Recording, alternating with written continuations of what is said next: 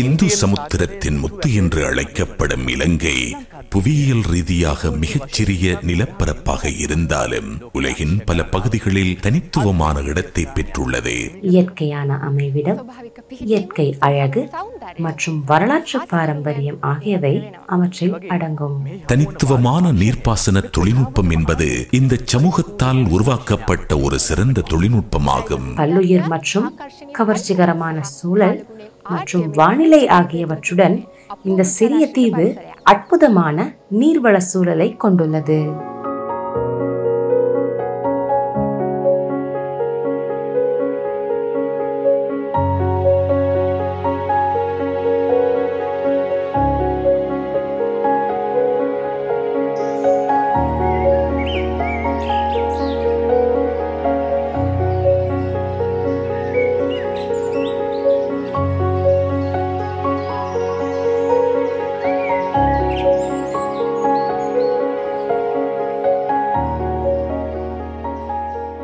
ஆனால் பல ஆண்டுகளாக கிராமங்கள் நகரங்களாக மாற்றப்பட்டு ஒட்டுமொத்த சூழலும் வேறு திசையில் மாறிவிட்டது. இந்த நகரமயமாக்கலால் நிலத்தின் மேற்பரப்பில் உள்ள அழகிய நீர் ஆதாரங்கள் வேகமாக மாசடைகின்றன. சிறிய நிலங்களில் வீடுகள் கட்டப்படும் போது கழிவறை மற்றும் கழிவுநீர் தொட்டிகளுக்கான இடம் குறைகிறது. அதனால் தான் இந்த சூழலில் கழிவுநீர் நேரடியாக வடிகால் அமைப்பிலும் அதன் வழியாக நீர் ஆதாரங்களிலும் சேர்வதை நீங்கள் பார்ப்பது மிகவும் பொதுவான நிகழ்வாகிவிட்டது.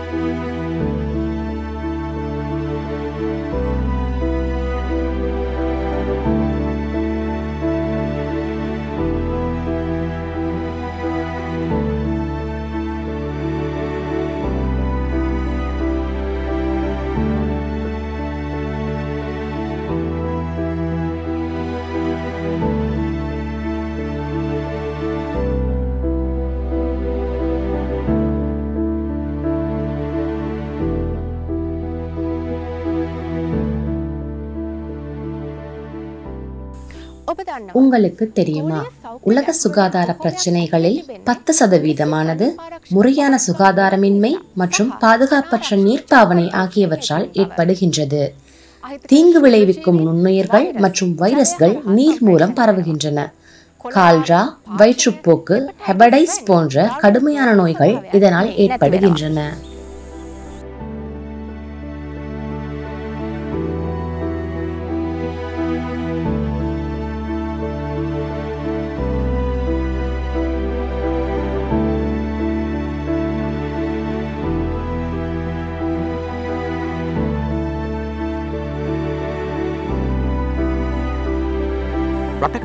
ஒரு நாட்டில் சமூகத்தின் ஆரோக்கியம் மோசமடைந்தால் அது நேரடியாக நாட்டின் பொருளாதாரத்தை பாதிக்கிறது. சுத்தமான குடிநீர் என்பது மனிதனின் அடிப்படை தேவையாகும்.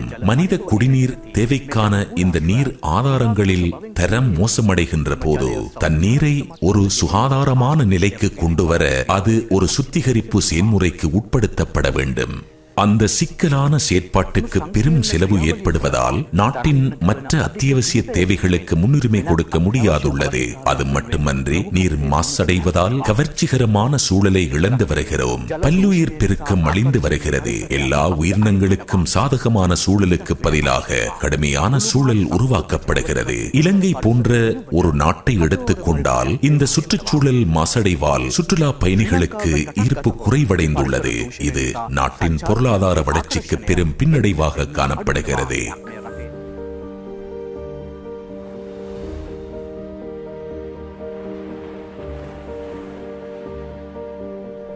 இலங்கையின் சனத்தொகையில் சுமார் 2.1% கழிவு நீரை குழாய்கள் மூலம் அகற்றும் வசதியை பெற்றுள்ளனர். ஆனால் இன்னும் 91.5% தங்கள் வீடுகளில் செப்டிக் டேங்க் எனப்படுகின்ற கழிவுநீர் தொட்டி மூலம் அந்த வாய்ப்பை பெற வேண்டியுள்ளது. மேலும் 5% மக்கள் பொது அல்லது பகிரப்பட்ட கழிவறை வசதிகளை பயன்படுத்துவதுடன் மிகச்சிறிய பகுதியினர் தங்கள் கழிவகற்றல் செயற்பாடுகளுக்கு திறந்த வழியை பயன்படுத்துகின்றனர். ஐக்கிய நாடுகள் சபையால் அறிமுகப்படுத்தப்பட்ட நிலையான வளர்ச்சி இலக்குகளில் 6வது இலக்கு பாதுகாப்பான குடிநீர் மற்றும் சுகாதாரமாகும்.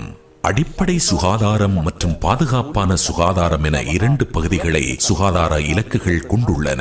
அடிப்படை சுகாதாரம் என்பது ஒரு நபர் தனது மலக்கழிவை பாதுகாப்பாக அப்புறப்படுத்த போதுமான கழிவறை வசதியை வைத்திருப்பதாகும். பாதுகாப்பான சுகாதாரம் என்பது மலக்கழிவு முகாமைத்துவத்தின் 4 படிகளை உள்ளடக்கியது. சேகரிப்பு மற்றும் பாதுகாப்பான வைத்திருப்பு, பாதுகாப்பான அகற்றல் மற்றும் பாதுகாப்பான எடுத்துச் செல்லல். மலக்கழிவு சுத்திகரிப்பு மற்றும் சுத்திகரிக்கப்பட்ட மலக்கழிவை பாதுகாப்பாக அகற்றுதல் அல்லது மீள பயன்படுத்துதல் ஆகியவை அந்த 4 படிகளாகும். இலங்கையும் 2030ஆம் ஆண்டிற்குள் ஐக்கிய நாடுகள் சபையின் இந்த நிலையான அபிவிருத்தி இலக்குகளை அடைய வேண்டும். இதன் முதற்கட்ட நடவடிக்கையாக ஒரு தேசிய சுகாதார திட்டம் மற்றும் முழு நாட்டையும் உள்ளடக்கிய ஒரு கொள்கையை உருவாக்க வேண்டியதன் அவசியம் குறித்த விவாதம் தொடங்கியது. நீர்வளங்கள் அமைச்சின் வழிகாட்டலின் கீழ் தேசிய நீர்வளங்கள் மற்றும் வடிகால் அமைப்பு சபை அந்த அவசிய தேசிய கருத்தை நடைமுறைப்படுத்துவதற்கு நடவடிக்கை எடுத்தது.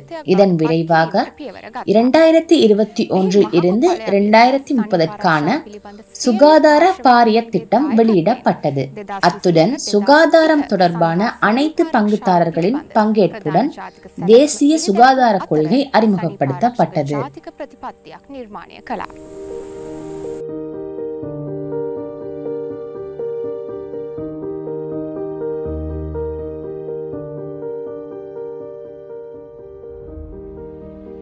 முழு நாட்டையும் உள்ளடக்கிய கழிவு நீரை நிர்வகிக்க பயன்படுத்தப்படும் முக்கிய தொழில்நுட்ப தீர்வுகள் இவையே. அமைவிட சுகாதார ஒன் சைட் சானிடேஷன் அமைப்பை உருவாக்குதல் மற்றும் கழிவு நீர் தொட்டிகளில் செப்டிக் டேங்க்ஸ் உள்ள மலக்கழிவுகளை பாதுகாப்பாக அகற்றுதல், பயன்படுத்தப்பட்ட கழிவுநீர் சுத்திகரிப்பு அமைப்புகளை நிறுவுதல், மையப்படுத்தப்பட்ட கழிவுநீர் சுத்திகரிப்பு அமைப்புகளின் கட்டுமானம்.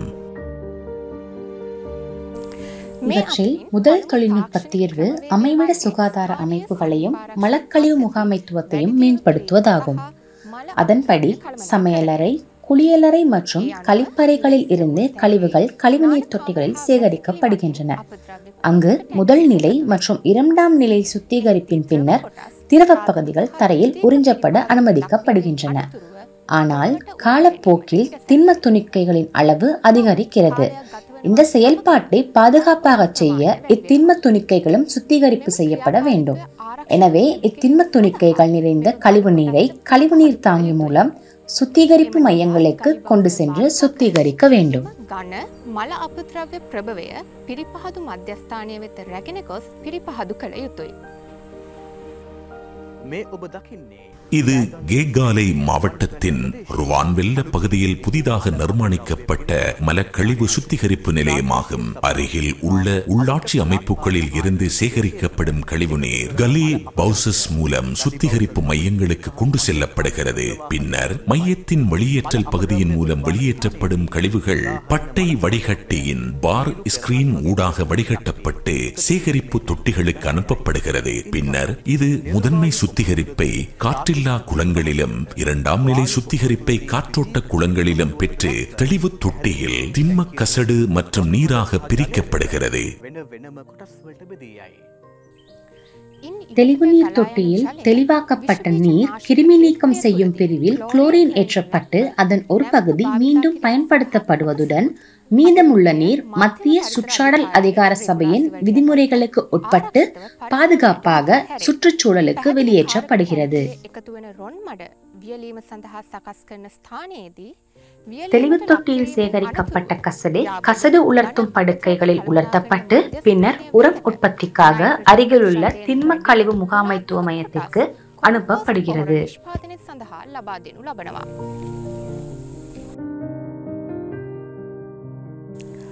தேசிய சுகாதார பாரிய திட்டத்தில் முழு நாட்டையும் உள்ளடக்க 60 புதிய மலக்கசடு சுத்திகரிப்பு நிலையங்கள் முன்மொழியப்பட்டுள்ளன. மேலும் 2030ஆம் ஆண்டுக்குள் சரியாக செயல்படாத உள்ளூராட்சி அரசு அமைப்புகளின் 20 மலக்கசடு சுத்திகரிப்பு நிலையங்களை புதுப்பிக்க திட்டமிடப்பட்டுள்ளது. அடையாளம் காணப்பட்ட அடுத்த தொழில்நுட்ப தீர்வு அமைவிட மாசு மூலங்களை குறைப்பதற்காக பன்முகப்படுத்தப்பட்ட கழிவுநீர் சுத்திகரிப்பு அமைப்புகளை நிறுவுவதாகும். இது கழிவுநீரை உருவாக்கும் கழிவுநீர் தொட்டி அமைப்பின் மூலம் நிர்வகிக்க முடியாத மருத்துவமனைகள், பாடசாலைகள், உயர்கல்வி நிறுவனங்கள், சிறைச்சாலைகள், அடுக்குமாடி குடியிருப்பு வளாகங்கள் மற்றும் தொழிற்சாலை வலயங்கள் போன்றவற்றுக்கு தீர்வுகளை வழங்கும்.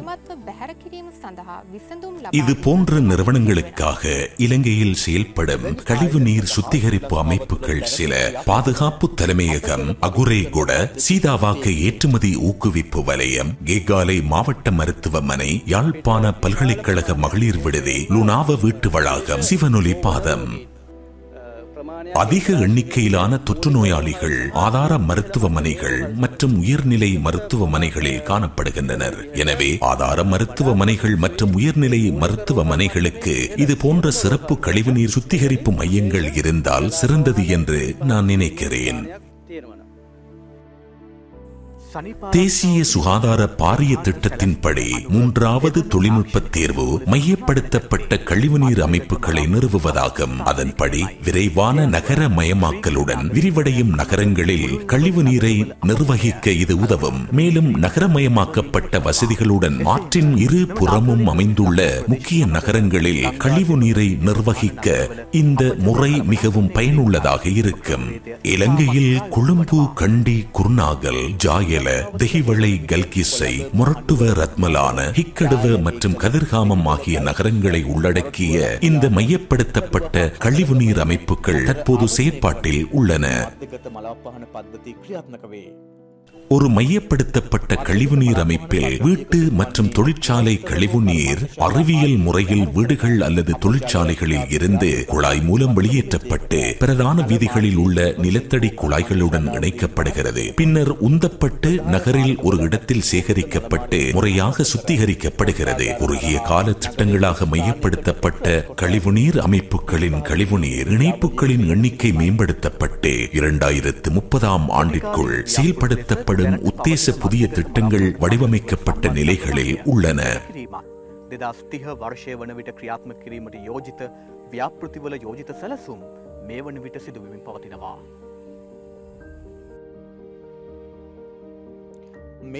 இது கண்டி நகரின் மையப்படுத்தப்பட்ட கழிவுநீர் சுத்திகரிப்பு நிலையமாகும். பெருந்துளை வடிகட்டி மற்றும் நுண்துளை வடிகட்டிகளை பயன்படுத்தி தண்ணீரில் உள்ள தாவர பாகங்கள், பொலித்தீன் மற்றும் பிளாஸ்டிக் பொருட்களை அகற்றுகின்றோம். இது ஆரம்ப சுத்திகரிப்பு என்று அழைக்கப்படுகிறது. இரண்டாம் நிலை சுத்திகரிப்பில் கழிவுநீர் உள்ள கரைந்த அல்லது இடைநிறுத்தப்பட்ட சேதன மற்றும் நைட்ரஜன் கலவைகள் செயற்பாட்டில் உள்ள நுண்ணுயிரிகளால் உயிரியல் செயற்பாட்டின் மூலம் அகற்றப்பட வேண்டும். மேலும் கழிவுநீரில் உள்ள நோய்க்கிருமி, பாக்டீரியா மற்றும் வைரஸ்கள் மூன்றாம் நிலை சுத்திகரிப்பில் புற ஊதா கதிர்களால் அழிக்கப்படுகின்றன. மத்திய சுற்றாடல் அதிகார சபை விதிமுறைகளுக்கு உட்பட்டு சுத்திகரிக்கப்பட்ட கழிவுநீர் பின்னர் மகாவலி ஆற்றில் விடப்படுகிறது.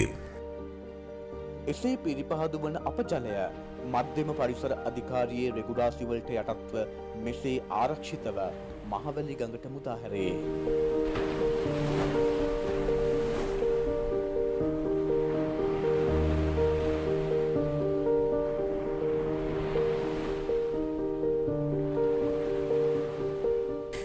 தேசிய சுகாதார பாய திட்டத்தின் மற்றொரு முக்கிய நோக்கம் சுகாதாரம் குறித்த சமூக விழிப்புணர்வை அதிகரிப்பதாகும்.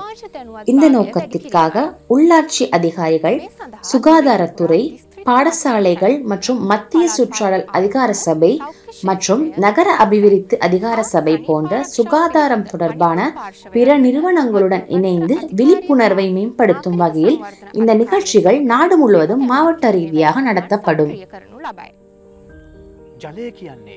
தண்ணீர் விலை மதிப்பற்றது. தண்ணீரை சேமிக்க கழிவு நீரானது சரியான முறையில் முகாமைத்துவம் செய்யப்படல் வேண்டும். மக்களின் ஆரோக்கியத்திற்காக நாம் விழிப்புணர்வுடனும் சுற்றுச்சூழலுடனும் நட்பாக இருக்க வேண்டும். எதிர்கால சவால்களை நாம் வெற்றிகரமாக எதிர்கொள்ள வேண்டுமானால் இந்த சூழலை நாம் பாதுகாக்க வேண்டும். எதிர்காலத்தை பற்றி ஆக்கப்பூர்வமாக சிந்திக்க வேண்டும். எனவேதான் இந்த விழிப்புணர்வு நிகழ்ச்சிகள் மூலம் பாடசாலை சமூகத்தை ஆய்வாளர்களாக எங்களுடன் கைகோர்க்குமாறு கேட்டுக்கொள்கின்றோம்.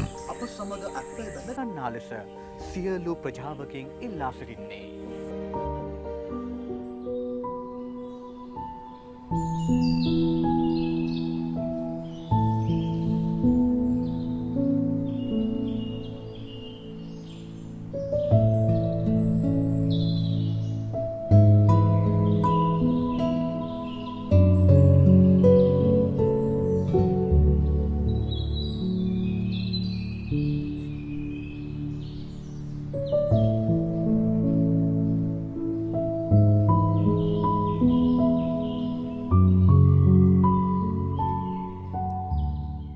பசுமையான சூழலில் மெல்லிய தென்றலின் அரவணைப்புடன் வாழும் வாழ்க்கை எவ்வளவு இனிமையானது.